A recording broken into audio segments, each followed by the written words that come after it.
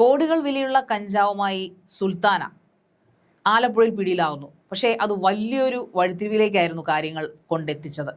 അതൊരിക്കലും മലയാള സിനിമയിലെ കഞ്ചാവടിയന്മാരുടെ അല്ലെങ്കിൽ മയക്കുമരുന്ന് അഡിക്റ്റുകളുടെ വീട്ടിലേക്കുള്ള വാതിൽ തുറക്കുമെന്ന് ആരും പ്രതീക്ഷിച്ചില്ല. സുൽത്താന പലവട്ടം പിടിച്ചപ്പോഴും പറഞ്ഞത് ഇത് മലയാള സിനിമയ്ക്ക് വേണ്ടിയുള്ള കഞ്ചാവാണ്. കഞ്ചാവ് വേട്ട ചെയ്തപ്പോൾ 2 കോടിയിലധികം വരുന്ന കഞ്ചാവ് ആലപ്പുഴയിൽ റിസോർട്ടിൽ നിന്ന് പിടികൂടുമ്പോൾ അവരുടെ കൂട്ടാളികളൊപ്പം അവർ പറഞ്ഞിരുന്നത് പ്രമുഖരായ പല നടന്മാർക്കും വേണ്ടി കൊണ്ടുവന്നിരിക്കുന്ന കഞ്ചാവാണ്. അവരുമായിട്ട് എനിക്ക് പലതരത്തിലുള്ള ബന്ധങ്ങളുണ്ട്. പ്രത്യേകിച്ചും അവർ പേരെടുത്ത് പറഞ്ഞത് ശ്രീനാഥ് ഭാസിയും ഷൈൻ ടോം ചാക്കോയും പോലുള്ള പേരെടുത്ത് പറഞ്ഞു. അവരെൻ്റെ സുഹൃത്തുക്കളാണെന്ന് വളരെ അവർ നിഷേധിച്ചില്ല. ഒന്നും തന്നെ സുൽത്താന നിഷേധിച്ചിരുന്നില്ല. അവർ പറഞ്ഞിരുന്നത് മലയാള സിനിമയ്ക്ക് വേണ്ടിയിട്ടാണ്, അവർക്ക് വേണ്ടി ബന്ധമുണ്ട്. അങ്ങനെ ചാറ്റ് ഹിസ്റ്ററിയും മറ്റു കാര്യങ്ങളൊക്കെ പോലീസ് തപ്പിപ്പോൾ കിട്ടിയത് ശരിയാണ്. അവരുമായിട്ട് മാസങ്ങളോളം ഇവർക്ക് ബന്ധമുണ്ട്. ശ്രീനാഥ് ഭാസി ആദ്യം നിഷേധിച്ചെങ്കിലും സത്യം തെളിഞ്ഞുകൊണ്ടിരിക്കുന്നു എന്ന് തോന്നുന്നു. കാരണം സുൽത്താനയുടെ വാക്കുകൾ വെറും വാക്കല്ലെന്ന് കണ്ടിന്യൂസ് ആയിട്ട് വരുന്ന പല കാര്യങ്ങളും വഴി വിട്ടിരിക്കുകയാണ്, അല്ലെങ്കിൽ വഴി തെളിയിച്ചിരിക്കുകയാണ്. ആലപ്പുഴയിലെ കേസിൽ തുടങ്ങിയതാണ് അല്ലേ, അവരുടെ ഈ തസ്ലീമ സുൽത്താനയുടെ മൊഴിയിൽ തുടങ്ങിയതാണ്. എന്തായാലും എക്സൈസ് പിന്നീട് അങ്ങോട്ട് കൃത്യമായി തന്നെ ശാരിക പറഞ്ഞതുപോലെ ആരുടെയൊക്കെ വാതിൽ കൊട്ടി വിളിച്ചോ അവരെല്ലാവരും എന്തായാലും കൃത്യമായിട്ട് ഈ കഞ്ചാവടിയന്മാരാണ് എന്ന് തെളിയിക്കുന്ന രീതിയിലുള്ള തെളിവുകളും കൂടിയാണ് ഓരോ ദിവസം കഴിയുന്നതോറും പുറത്തു വരുന്നത്. കഴിഞ്ഞ ദിവസം ഒരു മാരത്തോൺ ചോദ്യം ചെയ്യലെന്ന് തന്നെ പറയുന്ന പോലെ ഈ ശ്രീനാഥ് ഭാസി, അതേപോലെ തന്നെ ഷൈൻ ടോം ചാക്കോ, പിന്നെ പ്രധാനമായിട്ടും സൗമ്യ എന്ന് പറയുന്ന ബ്ലാക്ക് ഡെവിൾ സച്ചു എന്ന് ഇൻസ്റ്റാഗ്രാമിലും സിനിമാക്കാർക്കിടയിലും ഒക്കെ അറിയപ്പെടുന്ന ഒരു പെൺകുട്ടിയും ഇതുമായിട്ട് ബന്ധപ്പെട്ട ഒരു ലിസ്റ്റിലുണ്ട്. പ്രധാനമായിട്ടും അവർക്ക് പക്ഷേ അതിൽ ഞെട്ടിക്കുന്നൊരു കാര്യം, ഇവർക്ക് കഞ്ചാവിനെ കാട്ടി ഉപരി ഈ സിനിമയിലെ ഈ ഒരു ലൈംഗിക കച്ചവടമായിട്ട്, ലൈംഗിക വ്യാപാരമായിട്ടൊക്കെ ബന്ധപ്പെട്ടാണ് ഇവർക്ക് പ്രധാനമായിട്ടും ഈ ഒരു തസ്ലീമായിട്ടുള്ള ഇടപാട് എന്നാണ് പറയുന്നത്. പിടിച്ചതല്ല മടയിലിരിക്കുന്നത്, അതിലും വലുതാണെന്ന് പറയുന്ന പോലെ. അതായത് കഞ്ചാവ് കേസിലാണെങ്കിലും മയക്കുമരുന്നിന്റെ കേസിലാണ് ക്വസ്റ്റ്യൻ ചെയ്യാനായിട്ട് ഈ സൗമ്യ എന്ന് പറഞ്ഞ മോഡലിനെ വിളിപ്പിച്ചെങ്കിൽ അവൾ പറഞ്ഞത് എനിക്ക് കഞ്ചാവായിട്ട് ബന്ധമൊന്നുമില്ല, റിയൽ മീറ്റ് എന്ന് പറഞ്ഞ കോഡ് ഭാഷ ഉപയോഗിക്കുന്ന പെൺവാണിഭ സംഘങ്ങളുമായിട്ട് എനിക്ക് ബന്ധമുള്ളൂ. സിനിമയിലൊക്കെ പറഞ്ഞ എന്തായാലും എല്ലാത്തിനും വലിയ ഹൈടെക് പേരായി. അതെ, റിയൽ മീറ്റ് അതാണ് അവർ ഉപയോഗിക്കുന്ന കോഡ് ഭാഷ. റിയൽ മീറ്റ് എന്നൊക്കെ ഇനിയും നമ്മൾ എവിടെയെങ്കിലും കേൾക്കുമ്പോൾ ഓർത്തോണം, ഇതൊക്കെ പെൺവാണിഭത്തിന്റെ കോഡുകളാണ്, അല്ലാതെ ഒരിക്കലും മീറ്റ് ചെയ്യാൻ വേണ്ടി ഒന്നും പോയേക്കരുതെന്ന് നമ്മൾ ചിന്തിക്കേണ്ടിയിരിക്കുന്നു. കാരണം അവർക്ക് 5-6 വർഷമായിട്ട് ഈ തസ്ലീമ സുൽത്താനയുമായിട്ട് പരിചയമുണ്ട്, അവർ സുഹൃത്തുക്കളാണെന്നും സൗമ്യ പറയുന്നുണ്ട്. പക്ഷെ മയക്കുമരുന്നിനെ കുറിച്ച് അവർക്ക് അത്, പക്ഷേ അത് എക്സൈസ് മുഖവിലേക്കൊന്നും എടുത്തിട്ടില്ല. ഇത്രയൊക്കെ ഉടായ്പ് കാണിക്കാമെങ്കിൽ ഇതിലും വലുത് അവരുടെ കയ്യിലുണ്ടെന്ന് ഉറപ്പായിട്ട് എക്സൈസിന് അറിയാം. എങ്കിലും പക്ഷേ അവരിത് സമ്മതിച്ചു എന്നുള്ളത് വലിയൊരു ഞെട്ടിക്കുന്ന വെളിപ്പെടുത്തൽ. ഓഫീസിലോട്ട് പോകുന്നതിന് മുന്നേയും വലിയ കൂളിംഗ് ഗ്ലാസ് മാസ്കും ഒക്കെ ഇട്ടിട്ട് കാറിലിടുന്ന കേസ് ഞാൻ ഇങ്ങനെ എക്സൈസിന്റെ ഓഫീസിലേക്ക് പോവുകയാണ്, കൂടുതൽ കാര്യങ്ങളൊന്നും ഇപ്പൊ പറയുന്നില്ല, പോയിട്ട് വരുമ്പോഴത്തേക്കും പറയാന്നുള്ള രീതിയിൽ ഏതോ വലിയ സെലിബ്രിറ്റി ഇന്റർവ്യൂവിനൊക്കെ പോകുന്ന പോലെയാണ് കാര്യങ്ങളൊക്കെ പറഞ്ഞിട്ട് പോയത്. എന്തായാലും കൃത്യമായിട്ട് തന്നെ മണിമണിയായിട്ട് എക്സൈസിന്റെ ചോദ്യം ചെയ്യലിന് മുന്നിൽ ഓരോ കാര്യങ്ങളും സൗമ്യ പറയുന്നുണ്ട്. പക്ഷെ അത് നമുക്ക് കാര്യം ഡയറക്റ്റ് ആയിട്ട് ഇവരെ 3 പേരെയും ഡയറക്റ്റ് ആയിട്ട് ഈ തസ്ലീമയുടെ കേസുമായിട്ട് ബന്ധപ്പെടുത്താനോ അല്ലെങ്കിൽ ലഹരി കച്ചവടമായിട്ട് ഇവർക്ക് ഡയറക്റ്റ് കോൺടാക്ട് ഉണ്ട് എന്ന് തെളിയിക്കുന്ന ഒരു രേഖകളോ തെളിവുകളോ ഇതുവരെ കിട്ടിയിട്ടില്ല. പക്ഷേ മിടുക്കരാണ് നമ്മുടെ എക്സൈസ് ടീം, അങ്ങനെ ഉണ്ടെങ്കിൽ എന്തായാലും പൊക്കി എടുക്കില്ലേ. അതെ, അതിന് പൊക്കുന്നതിന് ഉദാഹരണം ഞാൻ പറഞ്ഞ പോലെ ഈ തസ്ലീമ സുൽത്താന കൊളുത്തിവിട്ട തിരി ഇനിയും പലയിടത്തും ബോംബ് പൊട്ടിക്കേണ്ട. അവരുടെ ഹേമ കമ്മിറ്റി റിപ്പോർട്ട് വന്ന് മലയാള സിനിമയുടെ നെഞ്ചത്ത് വീണ് നനഞ്ഞ പടക്കം പോലെ ആയതുപോലെ അല്ല, മയക്കുമരുന്നിന്റെ വെടി പൊട്ടിച്ചു കഴിഞ്ഞപ്പോഴത്തേക്ക് പലയിടത്തുനിന്നും പൊട്ടാൻ തുടങ്ങിയിരിക്കുകയാണ്. കാരണം ഇതൊന്നും നിഷേധിക്കാൻ പറ്റുന്നില്ല, തെളിവ് സഹിതമാണ് ഇതൊക്കെ പിടിച്ചിരിക്കുന്നത്, നനഞ്ഞ പടക്കമല്ല. സോ അതുകൊണ്ട് തന്നെ ഇപ്പോൾ ശ്രീനാഥ് ഭാസിയെ പിടിക്കാനിട്ട് ഓടിക്കുകയും അദ്ദേഹം നമ്മുടെ ഷൈൻ ടോം ചാക്കോയെ പിടിക്കാനായിട്ട് ഓടിക്കുകയും അദ്ദേഹം എക്സൈസിന് കൊടുത്തൊരു വളരെ ക്രൂഷ്യൽ ആയിട്ടുള്ള മൊഴിയുണ്ട്. നിങ്ങൾ എന്തിനാണ് ഞാൻ മാത്രമാണോ ഈ മലയാള സിനിമയിൽ കഞ്ചാവ് ഉപയോഗിക്കുന്നത് അല്ലെങ്കിൽ സിന്തറ്റിക് ഡ്രഗ്സ് ഉപയോഗിക്കുന്നത്? ഞാൻ മാത്രമല്ല, നിങ്ങൾ വേറെ പലരും ഉണ്ട്, പല പ്രമുഖരും ഇതിന്റെ പിന്നിലുണ്ട്. പ്രമുഖരായ ഭർത്താവും ഭാര്യയും, പ്രമുഖ നടനായിട്ടുള്ള ഭർത്താവും അവരുടെ ഭാര്യയും ഇത് സ്ഥിരമായി ഉപയോഗിക്കുന്നുണ്ട്. നിങ്ങൾ അവരെയൊക്കെ പോയി പിടിക്കുമെന്ന് സങ്കടത്തോടുകൂടി പറയുന്നത്. ശ്രീനാഥ് വാസിയുടെ പേരെടുത്ത് പറഞ്ഞില്ലെങ്കിൽ പോലും എന്നെ മറ്റൊരു നടനെയാണ് എല്ലാവരും ഘോഷിക്കുന്നത്, ഞങ്ങൾ മാത്രമല്ല, നിരവധി ആൾക്കാർ മറ്റാൾക്കാരുണ്ട്. അപ്പുക്കുട്ടം പറഞ്ഞ സിനിമയിൽ ഞാൻ മാത്രമല്ല അവരും ഉണ്ട് എന്ന് പറയുന്ന പോലെ. പക്ഷേ ഷൈൻ ടോമും പറഞ്ഞതും തസ്ലീമ പറഞ്ഞതും വളരെ കറക്റ്റ് ആണ്. കാരണം ഇതാ ഇപ്പോൾ വേടന്റെ കാര്യം നമ്മളിപ്പോൾ മറ്റൊരു ചർച്ചയിൽ സംസാരിച്ചിരുന്നു. അതിൽ കൂടാതെ പ്രശസ്ത സംവിധായകർ, അത് യുവ സംവിധായകർ ഖാലിദ് റഹ്മാൻ, അതായത് ഇപ്പോഴും തിയേറ്ററുകളിൽ നിറഞ്ഞുകൂടുന്ന ജിംഖാന, ആലപ്പുഴ ജിംഖാന, തല്ലുമാലയൊക്കെ ടോവിനോയുടെ തല്ലുമാല, ഇങ്ങനെയുള്ള പ്രശസ്തമായിട്ടുള്ള പടങ്ങളൊക്കെ ചെയ്ത ഖാലിദ് റഹ്മാൻ ചെറുപ്പമാണ്. അദ്ദേഹത്തോടൊപ്പം തന്നെ അഷ്റഫ് എന്ന് പറഞ്ഞ മറ്റൊരു സിനിമാ സംവിധായകൻ, ഇവരെ രണ്ടുപേരെയും പോലീസ് അറസ്റ്റ് ചെയ്യുകയുണ്ടായി. ഈ പറയപ്പെടുന്ന സമീർ താഹിറിന്റെ ഫ്ളാറ്റിൽ നിന്നാണ് ഹൈബ്രിഡ് കഞ്ചാവുമായിട്ട് പിടികൂടിയത്. അപ്പോൾ ഇതൊക്കെ നമ്മളെ ഞെട്ടിപ്പിക്കുന്ന കാര്യങ്ങളാണ്. കാരണം ഇവരുടെ സിനിമയിൽ അപ്പോൾ എന്ത് അർത്ഥത്തിൽ എന്ത് വിശ്വസിച്ചാണ് ഈ പറയുന്ന സ്ത്രീകളായാലും ചെറുപ്പക്കാരും ആയാലും അഭിനയിക്കാനായിട്ട് വരിക? കാരണം സംവിധായകൻ മൊത്തം ലഹരിയാണ്, മൊത്തം മറ്റേ കട്ടായി നിൽക്കുന്ന സാധനമാണ്. അപ്പോൾ അങ്ങനെയാണെങ്കിൽ ഈ കൂട്ടത്തിൽ അഭിനയിക്കുന്ന അല്ലെങ്കിൽ ഇത് ചെയ്യുന്ന ക്യാമറയ്ക്ക് മുന്നിൽ നിൽക്കുന്ന ആൾക്കാർ എങ്ങനെയായിരിക്കും ഇതിനെ ഫേസ് ചെയ്യുക? തുടക്കത്തിലൊക്കെ നമ്മൾ ഈ പേരുകൾ കേട്ടപ്പോഴത്തേക്കും ആക്ടേഴ്സിൽ ഒതുങ്ങുമെന്ന് നമ്മൾ വിചാരിച്ചു. പക്ഷേ സിനിമയിലെ എല്ലാ മേഖലയിലേക്കും ഇത് പടരുകയാണ്. അതായത് സംവിധായകര്, ഛായാഗ്രഹകര്, ഇല്ലേ പ്രശസ്തരായിട്ടുള്ള നടന്മാർ, അതായത് സിനിമയിൽ അടിമുടി കഞ്ചാവ് ഉണ്ട് എന്ന് തെളിയിക്കുന്ന രീതിയിലുള്ള തീർച്ചയായിട്ടും. കാരണം ഇനിയും പലരുടെയും പേരുകൾ പുറത്തു വരാത്തതുകൊണ്ട് അതൊക്കെ ചിലപ്പോൾ വരിക പോലും ഇല്ല. കാരണം ടോപ്പിൽ നിൽക്കുന്ന ആൾക്കാരായിരിക്കാം. സ്ഥിരമായി ഉപയോഗിക്കുന്നുണ്ടോ, ഇതിന്റെ ഒരു പ്രത്യേകത വെച്ചാൽ ഇത് സ്ഥിരമായിട്ട് ഉപയോഗിക്കുന്നുണ്ടല്ലോ നമുക്ക് അറിയാൻ പറ്റത്തില്ല. ഇപ്പൊ ഷൈൻ ടോം മാത്രമാണ് എനിക്ക് എക്സ്ട്രീം ആയതുകൊണ്ടാണ് പുള്ളി അതിന്റെ പൊതുവെ കുറച്ച് എക്സെൻട്രിക് ആണ്.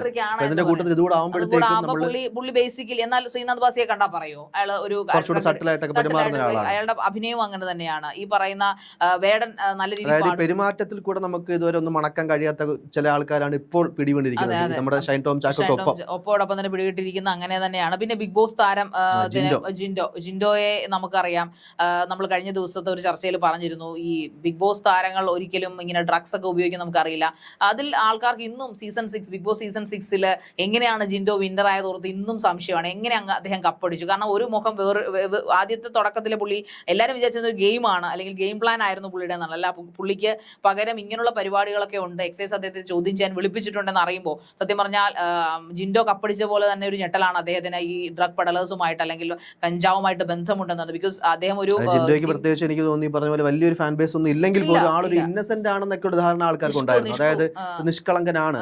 ആ രീതിയിൽ ജിൻഡോയുടെ പേരും കൂടെ ഇതിലേക്ക് വരുമ്പോഴത്തേക്ക് അത്ര നിഷ്കളങ്കനല്ല എന്ന് മനസ്സിലാവുന്നു. ജിൻഡോയ്ക്ക് അദ്ദേഹത്തിന്റെ കൂടെ അഭിനയിച്ച അല്ലെ അദ്ദേഹത്തിന്റെ കൂടെ കളിച്ച ഗെയിം ചെയ്ത സായിയെ പോലുള്ള ആൾക്കാർ, സായിയെ പോലുള്ള വ്ളോഗേഴ്സ് ഒക്കെ പറയാറുണ്ട്, നിങ്ങൾ കാണുന്ന ഒരാളല്ല, അദ്ദേഹത്തിന് വേറൊരു മുഖമുണ്ട്, ഇതൊന്നും അല്ല ജിൻഡോ എന്ന് പറയുമ്പോൾ ഇപ്പൊ സത്യത്തിൽ ഇതായിരുന്നു ജിൻഡോയുടെ ആ മുഖം എന്ന് നമുക്ക് ചിലപ്പോൾ ചിന്തിക്കേണ്ടി വരും. എന്തായാലും ജിൻഡോയെ കുറിച്ച് പിന്നീട് അധികം അലിഗേഷൻസ് ഒന്നും വന്ന് കണ്ടില്ല. ഒറ്റ പ്രാവശ്യം മാത്രമേ ഒരു സാറ്റലൈറ്റ് മാധ്യമത്തിൽ അദ്ദേഹത്തിന്റെ പേര് വന്നുള്ളൂ. ഇനി അവരുടെ വായ അടപ്പിച്ചതാണോ വായിക്കാത്ത പണം തിരികേറ്റി വെച്ചതാണോ നമുക്ക് അറിഞ്ഞുകൂടാ. എന്ത് തന്നെ ആയാലും അങ്ങനെ കുറെ അലിഗേഷൻസ് വരണമെങ്കിൽ തീർച്ചയായിട്ടും ഈ തീയില്ലാതെ പുകയുണ്ടാവില്ല എന്ന് പറയുന്ന പോലെ ആദ്യം ഈ ഷൈൻ്റെ പേര് പറയുമ്പോൾ അല്ലെങ്കിൽ ശ്രീനാഥ് ബാസിയുടെ പേര് പറയുമ്പോൾ ഇതൊക്കെ ചുമ്മാ അലിഗേഷൻസ് മാത്രമാണ്.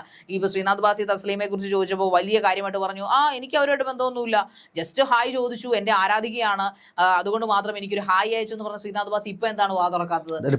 പല ചാറ്റുകളും ഡിലീറ്റ് ചെയ്തെങ്കിലും കൃത്യമായിട്ട് നമ്മുടെ സൈബർ വിഭാഗം ആ ചാറ്റുകളിലെ ഡിലീറ്റ് ആയ ചാറ്റുകൾ ഉൾപ്പെടെ പൊക്കിയിട്ടുണ്ട്. നമുക്ക് എന്തായാലും വീണ്ടും ഈ ഒരു സൗമ്യയുടെ കേസിലേക്ക് വരികയാണെങ്കിൽ ശാരിക്ക് അതൊരു ചെറിയ കാര്യമല്ല. അതായത് കഞ്ചാവിൽ ഒതുങ്ങുന്ന കാര്യമല്ല. ഈ പെൺവാണിഭം എന്നുള്ള രീതിയിലേക്ക് റിയൽ മീറ്റ് എന്നൊരു ചെല്ലപ്പേരൊക്കെ ഇട്ട് കൊടുത്തിട്ട് നടക്കുന്നത്. അതായത് സിനിമാക്കാർക്ക് ഇതേപോലുള്ള യുവതികളെ കൊടുത്തിരുന്ന ഒരു ഗ്യാങ് ആയിട്ട് പ്രവർത്തിച്ചിരുന്നു ഈ സൗമ്യ. അതായിരുന്നു സൗമ്യ ഡബിൾ സച്ചു. ഈ ഇൻസ്റ്റാഗ്രാം അറിയപ്പെടുന്നത് അങ്ങനെയാണ്. എനിക്ക് തോന്നുന്നു ഏതാണ്ട് 1.5 ലക്ഷത്തോളം ഇൻസ്റ്റാഗ്രാം ഫോളോവേഴ്സും ഒക്കെ ഉണ്ട്. ഈ തനിക്ക് ലഹരിയുമായിട്ട് ബന്ധമില്ല എന്ന് പറയുന്നുണ്ട്. പക്ഷെ നമ്മൾ പറയുന്ന പോലെ തന്നെ എക്സൈസും ആ ഒരു മൊഴി പൂർണ്ണമായിട്ട് വിശ്വസിച്ചിട്ടില്ല.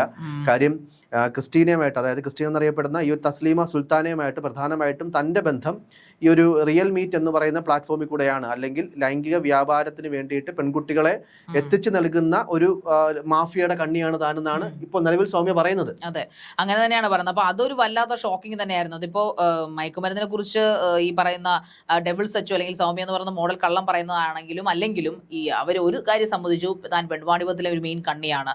തസ്ലീമയും അങ്ങനെ തന്നെയാണ്. കാരണം അതുകൊണ്ടാണല്ലോ 6 വർഷത്തെ ആ ഒരു പെൺവാണിഭ സംഘത്തിൽ വെച്ചിട്ടാണ് അവർ തസ്ലീമയെ പരിചയപ്പെടുന്നതെന്ന് അവർ പറഞ്ഞിട്ടുണ്ടായിരുന്നു. അപ്പോൾ ഇത് എവിടേക്കാണ് വിരൽ ചൂണ്ടുന്നത്, എങ്ങോട്ടാണ് ഇതൊക്കെ പോകുന്നത്? തസ്ലീമ അന്ന് കത്തിച്ചു വിട്ട ആ ഒരു സ്റ്റേറ്റ്മെന്റ് ആണ്, എന്റെ സിനിമാക്കാരെല്ലാം എന്റെ ഫ്രണ്ട്സ് ആണെന്ന് പറഞ്ഞ സ്റ്റേറ്റ്മെന്റിലാണ് ഇതിപ്പോൾ സൗമ്യയിൽ എത്തി നിൽക്കുന്നത്. സൗമ്യ കഴിഞ്ഞ് ഇനി വേറെ ആരിലേക്കൊക്കെ ഏതെല്ലാം നടിമാരിലേക്ക് ഇത് പോകുമോ എന്ന് നമുക്കറിയാം. ഇപ്പോൾ പലരും ഉള്ളിൽ പേടിക്കുന്നത് നമുക്കറിയാം. പ്രയാഗ മാർട്ടിനെ പോലുള്ള നടിമാരെയൊക്കെ ഈ പറയുന്ന ഡ്രഗ്സ് ഉപയോഗത്തിൽ കുറച്ച് നാളുകൾക്ക് മുമ്പ് തന്നെ സംശയത്തിന്റെ നിഴലിൽ പോലീസുകാർ ചോദ്യം ചെയ്യാൻ, എക്സൈസുകാർ ചോദ്യം ചെയ്യാനൊക്കെ വിളിപ്പിച്ചിരുന്നു. പക്ഷെ അവരാരും പ്രതികരിക്കുന്നില്ല. പ്രതികരിക്കാൻ ബോധമുണ്ടോ ഇല്ലയോ എന്ന് നമുക്ക് അറിഞ്ഞുകൂടാ. കാരണം ഈ തസ്ലീമ എന്ന് പറയുന്ന വ്യക്തിയും ഈ സൗമ്യ പറയുന്ന വിവരങ്ങൾ കേട്ടാൽ ശരിക്കും പറഞ്ഞാൽ സിനിമയ്ക്കകത്ത് മയക്കുമരുന്ന് മാത്രമല്ല പെൺവാണിയവും തകൃതിയായിട്ട് നടക്കുന്നു എന്നതിന്റെ ഏറ്റവും വലിയ ഉദാഹരണമാണ്. ഒരുപാട് തന്നെ ഈ സൗമ്യ പലപ്പോഴായിട്ട് ഏതാണ്ട് 25,000 രൂപയോളം നമ്മുടെ ഷൈൻ ടോം ചാക്കോയ്ക്കും അതുപോലെ ശ്രീനാഥ് ബാസിക്കും ഒക്കെ അയച്ചു കൊടുത്തതിന്റെ തെളിവുകളും എക്സൈസിന് കിട്ടിയിട്ടുണ്ട്. പക്ഷെ അത് മറ്റു പല കാര്യങ്ങളുമായിട്ട് ബന്ധപ്പെട്ടാണ് എന്നൊക്കെയാണ് പറയുന്നത്.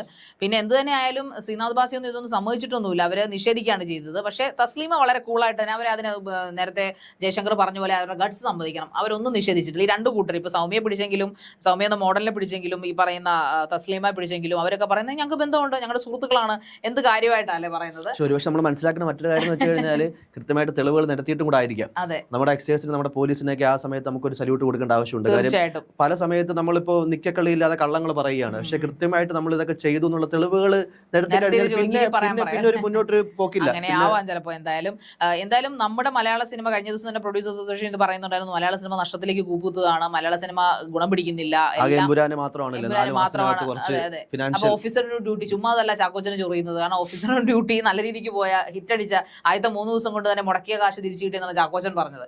സോ അതെന്താണ് ഇവർ മറന്നു പോകുന്നതെന്ന് അറിയില്ല. എമ്പുരാനെ മാത്രം കെട്ടിപ്പിടിച്ചുകൊണ്ടിരിക്കുകയാണ്, ബാക്കി എല്ലാ സിനിമകളും പരാജയമാണ് എന്ന് പറയുന്ന ആൾക്കാർ ചിന്തിക്കേണ്ട ഒരു കാര്യമുണ്ട്.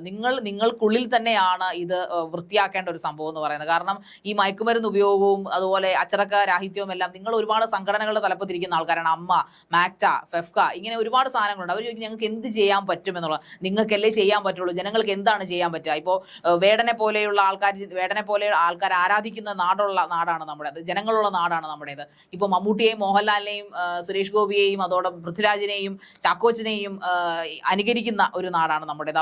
അവർ ചെയ്യുന്നത് കണ്ടാൽ അവർ അനുകരിക്കുന്ന ഫാഷൻസും അതുപോലെ അവരുടെ ഡയലോഗുകളും മാസ് ഡയലോഗുകൾ വെച്ച് അതാണ് ലോകം എന്ന് ചിന്തിക്കുന്ന കുറേ അധികം ആൾക്കാർ നമ്മുടെ ഇടയിലുണ്ട്. അപ്പോൾ സ്വാഭാവികമായിട്ടും ലാലേട്ടൻ സിഗരറ്റ് വലിക്കുന്ന പോലെ സിഗരറ്റ് വലിച്ച് എറിയാനും മമ്മൂട്ടി സിഗരറ്റ് കത്തിക്കുന്ന പോലെ കത്തിക്കാനും ഒക്കെ ചെറുതിലേ തൊട്ട് നമുക്കറിയാം. നമ്മുടെയൊക്കെ സ്കൂളിൽ പഠിക്കുന്ന ആൺകുട്ടികൾ ശ്രമിക്കാറുണ്ടായിരുന്നു. സ്കൂളിലോ കോളേജിലോ ഒക്കെ പഠിക്കുന്ന സമയത്ത് അവരതൊക്കെ കാണിക്കും. പണ്ട് എനിക്കൊന്ന് ജോണി വാക്കർ എന്ന സിനിമയ്ക്കകത്ത് അത് മെയിൻ വില്ലൻ ഡാനി നടക്കുന്ന പോലെ കുറെ കാലം മറ്റേ കുരിശിന്റെ കമ്മലൊക്കെ ഇട്ട ആൾക്കാർ നടക്കും, അതിന്റെ ബൂട്ട്സ് തിരക്കിയ ആൾക്കാർ നടക്കുമായിരുന്നു. അപ്പൊ അങ്ങനെയൊക്കെ ഇൻഫ്ലുവൻസ് ചെയ്യാൻ പറ്റുന്ന ഒരു മേഖലയാണ് ഈ താരങ്ങൾ എന്ന് പറയുന്ന സംഭവങ്ങൾ, അല്ലെങ്കിൽ ഈ സിനിമ എന്ന് പറയുന്നത്. ആ സിനിമയിൽ ആൾക്കാർ ഡ്രഗ് ഉപയോഗിച്ചിട്ടാണ് ഇതെല്ലാം ചെയ്യുന്നതെന്ന് പറയുമ്പോൾ സ്വാഭാവികമായിട്ടും സിനിമയിലേക്ക് വരണമെങ്കിൽ പെണ്ണും വേണം, കള്ളും വേണം, കഞ്ചാവും വേണം എന്ന് ചിന്തിച്ചാൽ അത് നമുക്ക് തെറ്റ് പറയാൻ പറ്റുമോ?